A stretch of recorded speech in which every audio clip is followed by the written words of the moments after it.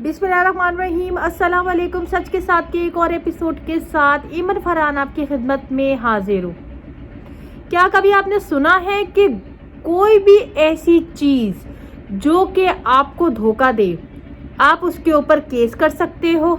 जी हाँ, ये बात बिल्कुल ठीक है। मैं आपको आज की रिपोर्टिंग में बताती चलूँ कि एक ऐसी कंपनी पर किसी ने ऐसा केस किया है कि सबके होश उड़ गए हैं। जी हाँ, मार्केट में तो वैसे गोरा करने वाली क्रीम्स तो बहुत सारी दस्तयाब हैं, सूरज की तरह बिल्कुल आप जो है वो आपका जो चेहरा है वो चमकने लगेगा।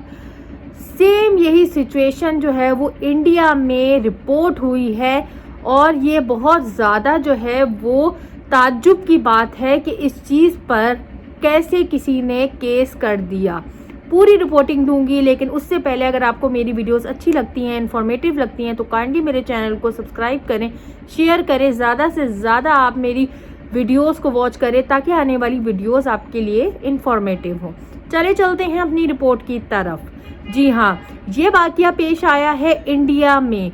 इंडिया के एक बंदे ने इश्तिहार देखकर, यानी जो टीवी पर एडवर्टाइजमेंट जो हम देखते हैं, चाहे वो किसी के भी रिलेटेड हो, अक्सर चाय की पत्ती के आ रहे होते हैं, कभी साबुन के आ रहे होते हैं, कभी हैंड वॉश के आ रहे होते हैं, कभी गोरा करने वाली क्रीम्स के आ रहे होते हैं, कभी डैंड्रफ के शैम्पू के आ रहे होते हैं, और वो आपको बता रहे होते हैं कि आपकी जो प्रॉब्लम का जो सॉल्यूशन है वो हमारे प्रोडक्ट में 99% है।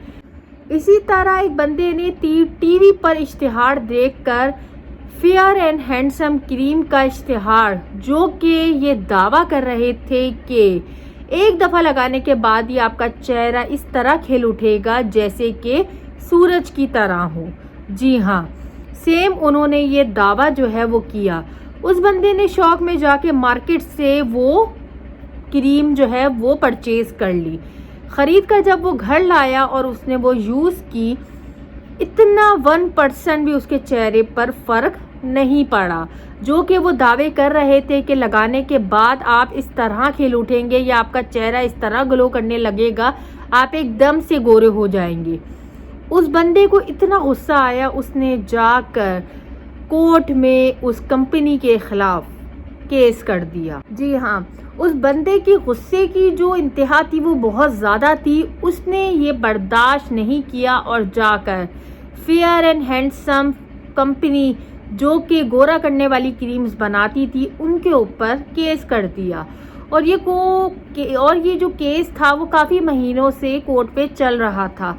जब जाकर कंपनी के मालिकान को केस में इन्वॉल्व किया, वहाँ के जो कंपनी के जो अथॉरिटाइज लोग हैं उनको बुलाया गया और उनसे ये सवाल जज ने किया कि आपने इतना बड़ा दावा कैसे कर लिया, और अगर आपने ये दावा किया है तो प्रूफ करके दिखाएं कि एक दफ़ा लगाने के बाद आप जो है वो बिल्कुल दूध की तरह सफ़ेद हो जाएंगे।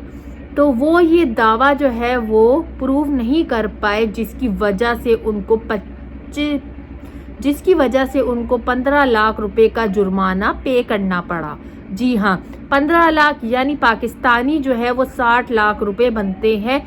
उनको जो है वो जो बंदा जिसने केस किया था उसके भी मज़े आ गए, उसको भी 1 से 2 लाख रुपए मिले। बाकी जो उसने केस के दौरान जो खर्चा किया था वो भी उसको मिल गया। उसके अलावा जो है वो उसको बहुत ज़्यादा पेनल्टी भरनी पड़ी।